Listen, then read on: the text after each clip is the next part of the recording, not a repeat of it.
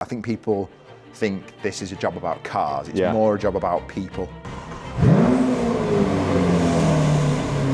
Can we talk about money? If you wish. So, Have you got any? no. No. So, Yeah. we'll start off there. Yeah. Everybody wants to be a supercar dealer, including myself, and I've been dying to sort of get into this market for a long time. Well, I've been very kindly invited down to VR Warrington to meet a guy called Martin who owns this business and runs this business, and he's going to talk me through how you build a supercar business. So what we're going to do today is dive in, have a look at some of his stock and find out how he started, how he's funded it, and how business is going. We'll pop inside, shall we?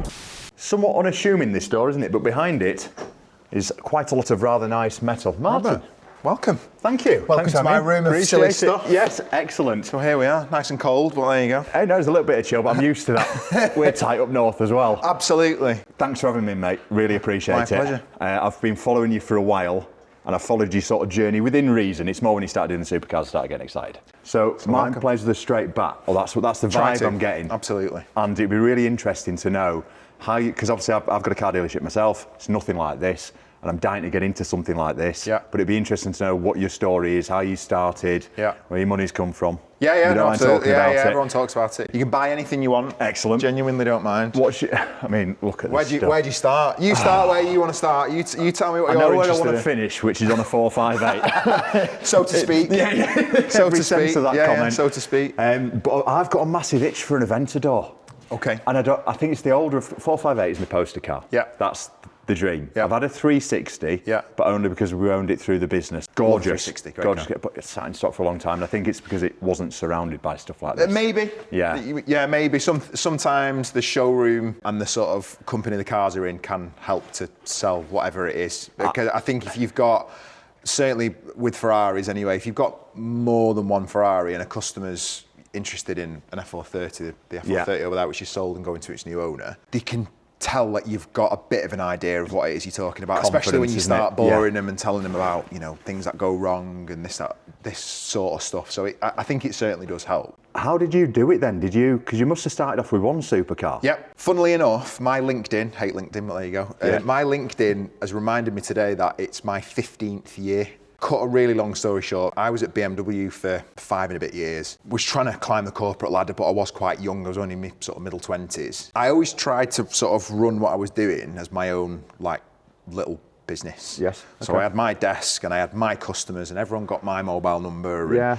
that's how I sort of dealt with everybody. I watched the main sort of dealer landscape change and watched the way that customers were sort of in and out and they'd forgotten the handover's name, and it was all just a very sort of a numbers job. And that wasn't really my thing. I was all sort of relationship based from the get-go. I met a customer, Steve, really, really good guy, got on with him straight away. And it was, BMW this, and I want a 6 Series, and I've had BMWs before.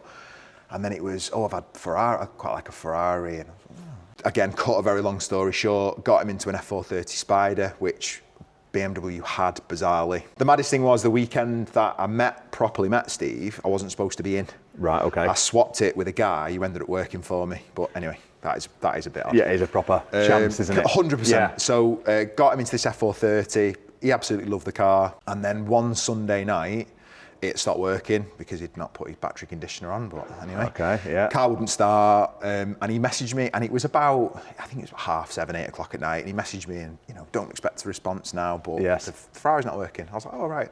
Well, I'm round the corner. I'll just nip and sort it. And he was like, Yeah. Never had that sort of service before. And he said, out of all the cars that I've bought and all, I've never had this level of service. And the type of person that I am, I was just like, but you've spent like nearly 200 grand on me. And then the conversation from Steve ended up being a whole, well, what's your plan, Martin? What are you planning to do? Yes.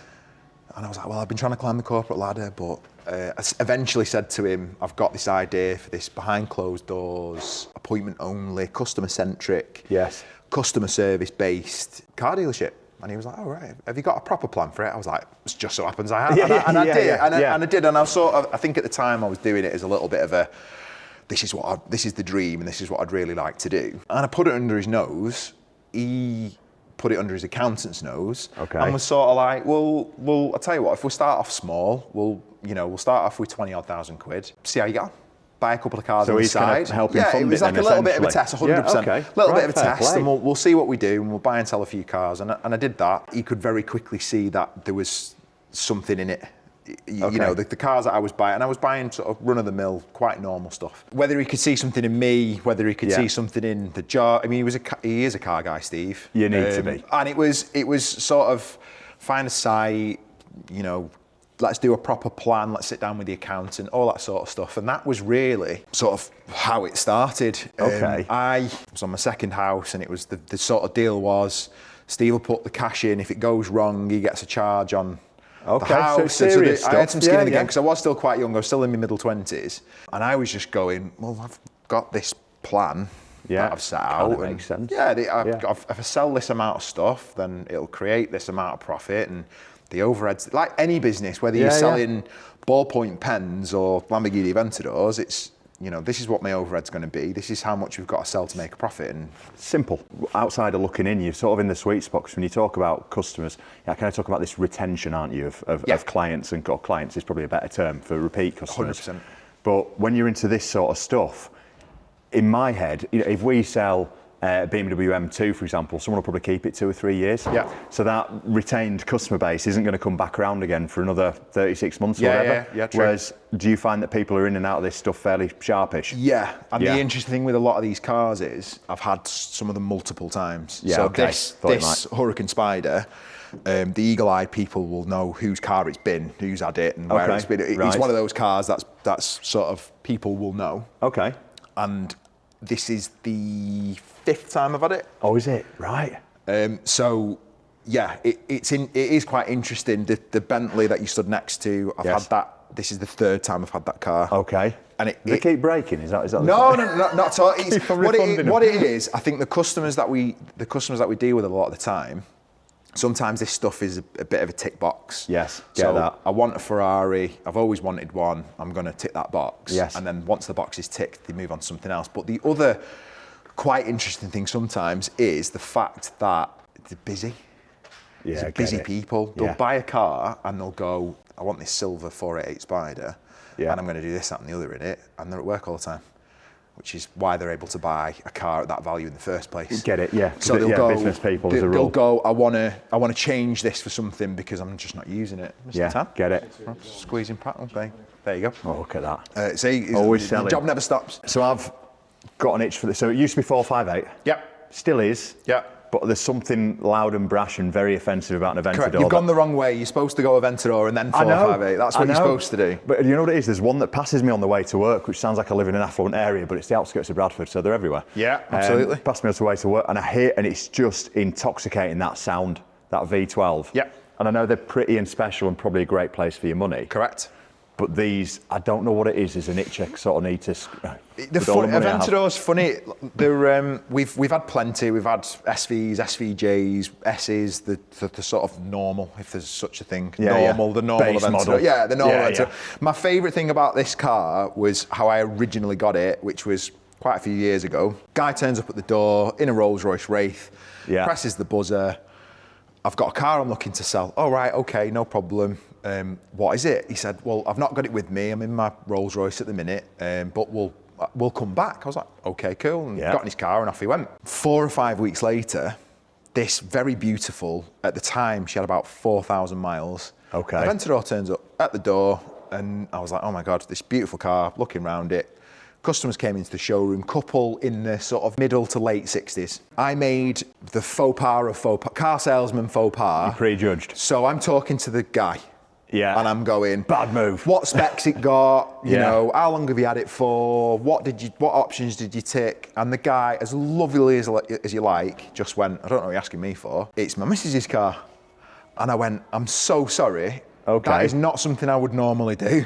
Please forgive me for saying this. A bit of an unusual car. Yeah. For you to have in her of a certain mid-40s. age. Exactly.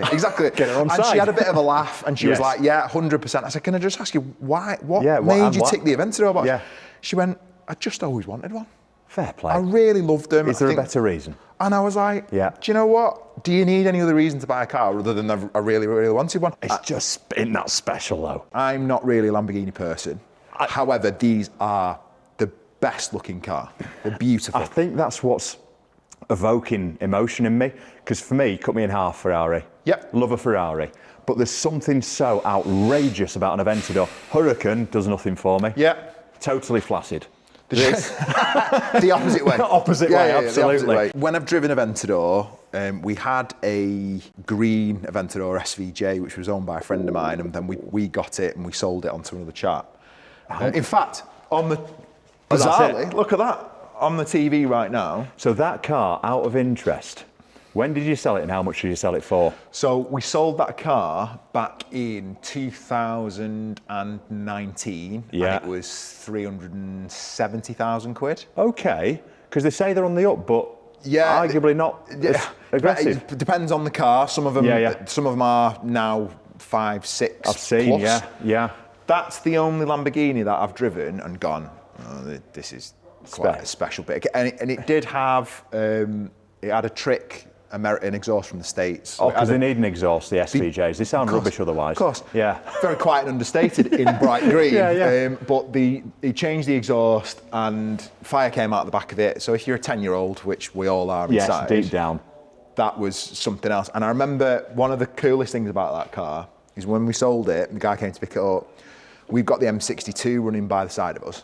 Oh yeah, I know where this is. Sat in the office upstairs, and all we could hear was that the Aventador's got a very if you know cars, you know an Aventador. They've got a proper noise that everyone sort of recognises. It's almost clinical, isn't it? Just sharp and just unreal. And we were sat in the office, and we were like, yeah, he's going to be quite pleased. He's enjoying that car. He what a smashed job. it on the 62, and we were like, yeah, you know, that is. And I think one of the best parts of this job, I think people think this is a job about cars. It's more a job about people.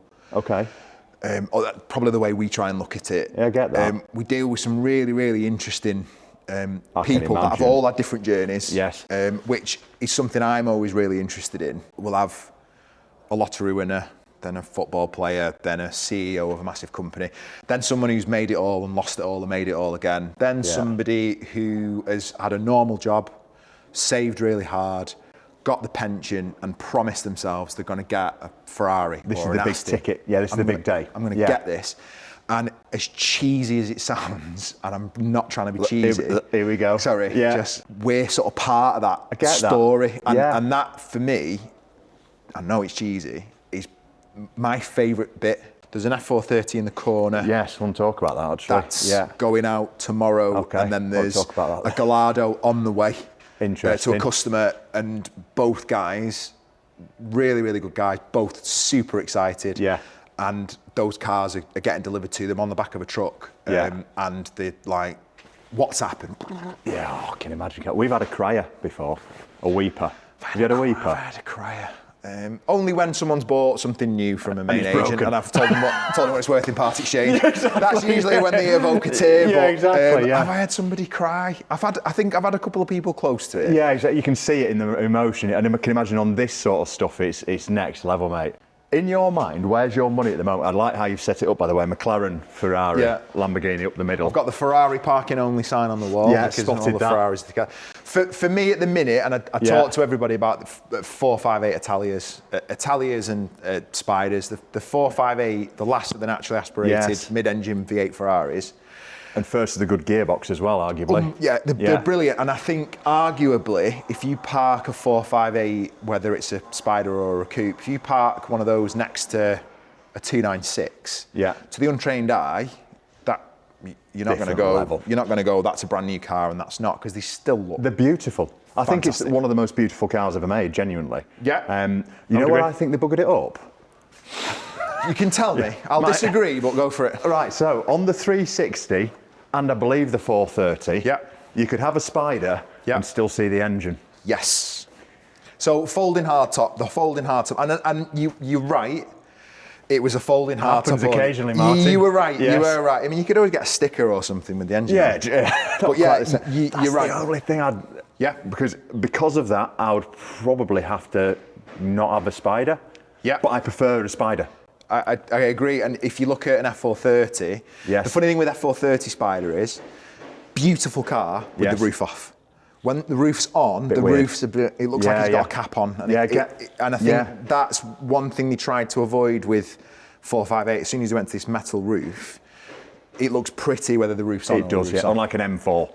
Correct. Where they got the metal roof wrong, they can look a little bit funny. And I think that is just some of the arguments you get between 488 and 458 is the fact that 488, they had to cut a hole in the side of the car for its turbochargers, which is a bit sad. You know, I've never even spotted that. You have to be this level sad, Rob. Yeah, I mean, it's obvious now, but that's why then. These are a fantastic car, but as soon as they put those turbochargers on, the car did lose a little bit of personality. Get that. And this also sounds ridiculous. They're actually, from this point onwards, too fast. I had a customer, the guy who bought the 360 off me, ended up buying identical, but it was over Crema, to be fair. So it was like the... Yeah. And he pulled up, he had the 360, which he's kept, still got, bought one of those, came down to show me. Guy does really well, really nice bloke. And he had it for 4 weeks, sold it too fast. Yeah. He said that the older car, he said, I can get every ounce of a 360, can have it all. I can go and buy a 720 for, you know, it was slightly, mileage is slightly older car for 120, 130k. There's, from a performance perspective, there's not a huge amount that'll keep up with one of those. They are banzai. In the real world, if you're a normal person and you're driving on normal roads, from a sort of everyday performance car perspective, if you've got a Chiron and a 720, the Chiron obviously is much leggier and it'll go much faster over time, but... I took a Range Rover SVR home the other night. Yeah. Didn't get me a chance to put foot down. Yeah, well, yeah. And I live on the country roads. And that's a, you know, a quick SUV. Something like this, your opportunity to actually use 10/10 of it is never there. Nope. Even on a track day. Correct. You can't. What's your thoughts on McLarens?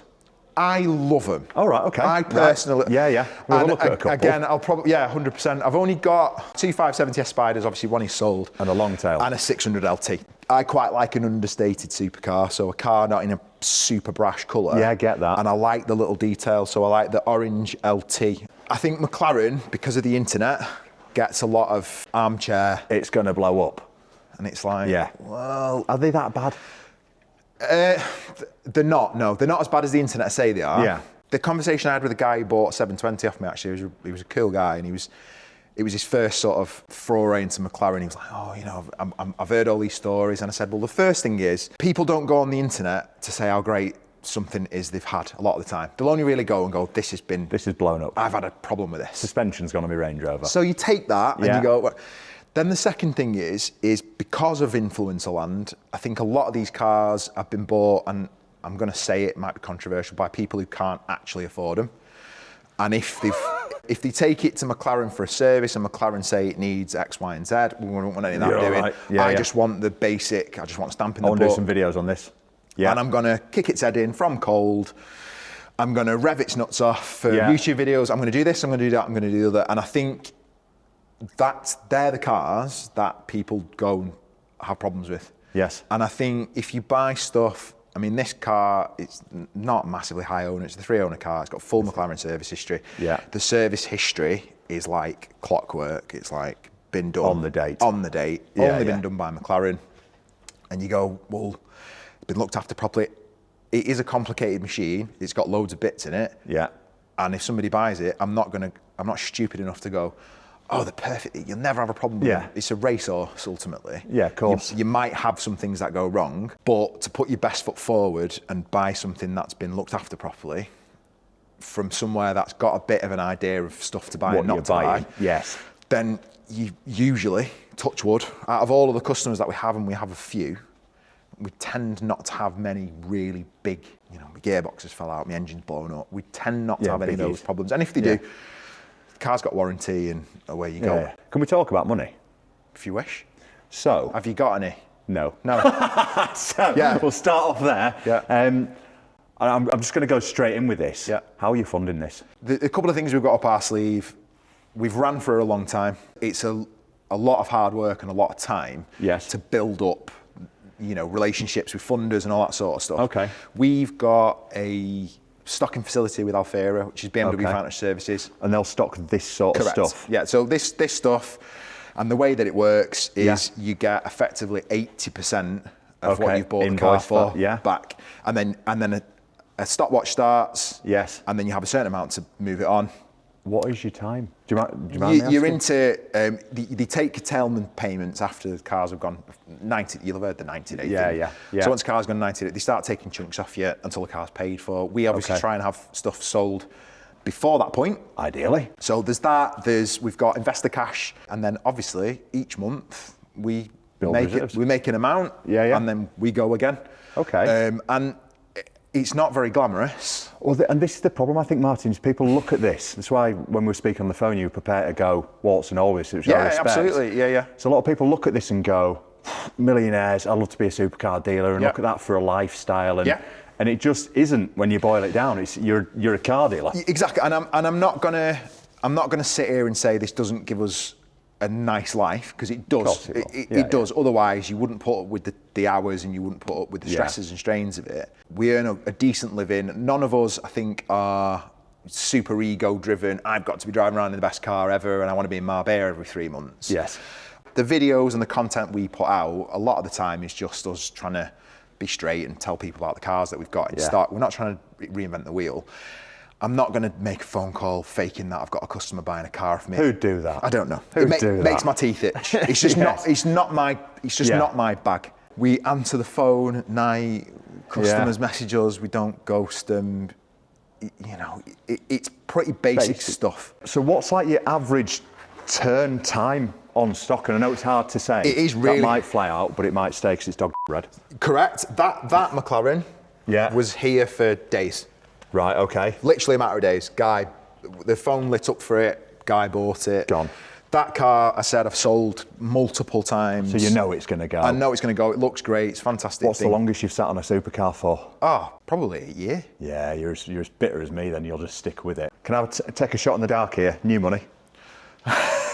Old money? Well, might I be right? It is funny, and they can be, but the one thing I learned super early days in here is you genuinely, you cannot judge any time. You just can't. It's because it's funny. You'll go, is this a new money car? And then I'll sell one to a 70-year-old who's had everything and got everything. And then you go 458 is an old money car, and then I'll sell it to a kid who puts a body kit on it and a stupid exhaust. And you go, chin him. Well, it happens. It does happen. And this colour's awesome. Sorry. Add persona and colour. Absolutely awesome. 15,000 quid's worth of colour, that. It's more than I've got in my car. Annoyingly, on the pictures, I don't think you can see quite how special that colour is, but under these lights... It's got some flake in it, hasn't it? Beautiful. Yeah, it is beautiful. What do you drive, Martin? Usually a very boring four-wheel drive. Yeah. Don't get me wrong, in the summer, I do love cars. I love them to death. Yeah. I like to drive stuff because I enjoy it, not because I want people to see me in it. Okay, get that. Yeah, so good. I'm not bothered about driving down the main road in Warrington with my roof off. It's him again. Like the guy. I'd rather be, I personally would be late summer night, 9 o'clock, no traffic on the road. Lake District. And you can have a bit of a drive. Yes. Personally, that's petrol me. head. But I might be because I'm getting old. How old are you? 41. Oh, I feel you don't look it. Oh, everyone says that. You feel look a lot older. Usually when they're asking for discount on a car. Yeah. Oh, by the way, about this. You don't look 41. Yeah. Anyway, can I have a couple of grand off this? It's funny how that works. Mate, 41, some business, isn't it, from ground up? Yeah, I mean, it's... I've always said that the point I stop loving this stuff and I really stop enjoying it, I just won't do it anymore. Yeah, because I don't think I could. I couldn't sit with a customer in the handover room and be excited about them collecting whatever it is if I didn't like them. Yeah, get it. I couldn't do it. I said the same in my place. Usually if there's a car in there, it's because I'd want to own it. Yeah. That's sort of a little ethos. Yeah, and I think, although I will say I'm not a Lamborghini person, something we sometimes say in here is, some people like steak, some people like fish. Get it. And I'm a surf and turf sort of bloke, mate. Well, there you go. Give me the lot. Like everything. Yeah, absolutely. I would prefer to drive that stuff. However, I can still fully appreciate how beautiful the noise, the engine and the gearbox in a Hurricane, like the gearbox especially, is fantastic. Okay. The noise out of the back of an Aventador and the way they look, and the fact that when you drive one, especially a black one, you feel like, I'm Batman. I am Batman. Yeah. I'm Batman. Why is your Spider cheaper? Is it older? Mileage. Yeah, it's a mileage thing. This is done 6 and a bit thousand. Oh, right, okay. So this is still, the collectors might go, I might fancy that. I could put that away. This is a little bit a bit more mileage. And funnily enough, the 20,000 quid's worth of stereo it's got in it will completely put some people off it. I can believe it. I can believe it, because you did a reel on this. Was it yesterday? Yeah. Yeah, yes, I saw the reel. I liked it. Thank you very much. Is that worth the discount? Thank you very much. But amazing to have. But like you said in the reel, the sound out the back of it. Exactly. I mean, you said it sounds as good inside as outside, but for me, outside is good enough. It sounds brilliant. The stereo is brilliant. I can believe it, yeah. Brilliant. It sounds unbelievable, but again, call me old-fashioned, the noise of a naturally aspirated V12 out the back end of it sounds better than listening to whatever it is your music taste Wham, is. Obviously. Wham, or 50 Cent, or whatever it might be in this car. Exactly, one of the two. Can we hear one before we go? Yeah, absolutely. We'll fire one up for you. It'd be rude not to, wouldn't it? Absolutely, yeah, we'll fire one up. Get it warm first, because the internet will go, oh, you're having a cold car. Absolutely. You get all of that. Revving it on cold So what we do is we'll warm it up, get it up to full operating temperature before it makes and we shall cut to that.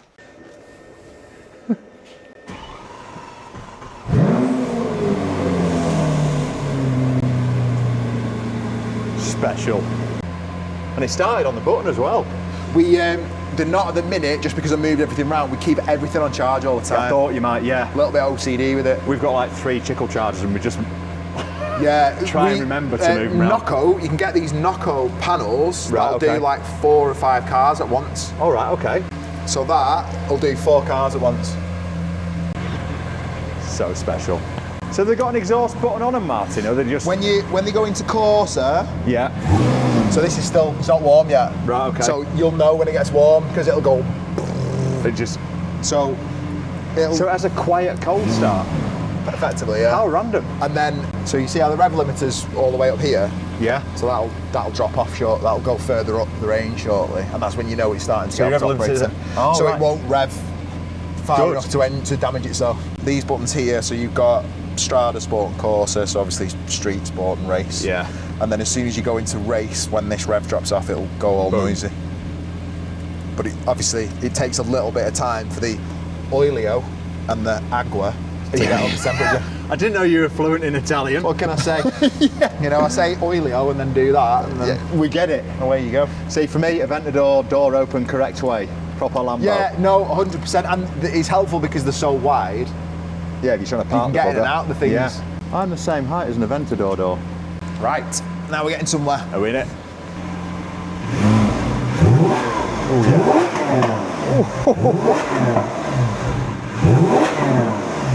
yeah. Now.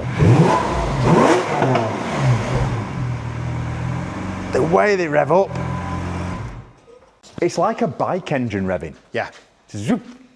Can I show you the thing that annoys me the most on this car? Is it the way the engine sits? Yeah. Yeah, me and you both, mate. Why do they do that? Gearbox. I know why they do it. Oh, yeah. I just want it to sound clever. That'd do your OCD, wouldn't it? It does. Yeah. Like Ferrari, to be fair to Ferrari, they managed to not trigger me too much. But they do something. Oil caps are never 100% straight. Yes. Yeah, not quite right, is it? And you're like, why'd you do that, Ferrari? I reckon they do it just to get people talking. You know what it is? There's probably an argument for that. This is beautiful. Yeah. As a value, bloody value for money. The thing I really like about F430 is you can drive an F430 on its door handles. You can drive them so hard. Yes. And because they've not got 900 million horsepower like all the new stuff has, you shouldn't end up in a hedge. Yes. Like the car sort of in race mode, you can have a little bit of a slide about and it'll sort of look after you, whereas some of the bigger stuff now, head off. You just can't do it unless you really know what you're doing. Yeah. Which most people don't. Well, mate, I appreciate it. And having a proper tour. Thank you so much for your time. My pleasure. And all your part exchanges, you know. Yeah, no, absolutely. I'll see you when you pick which one is it. You're having the 458 or the Aventador. I'll come back in and we'll do a proper.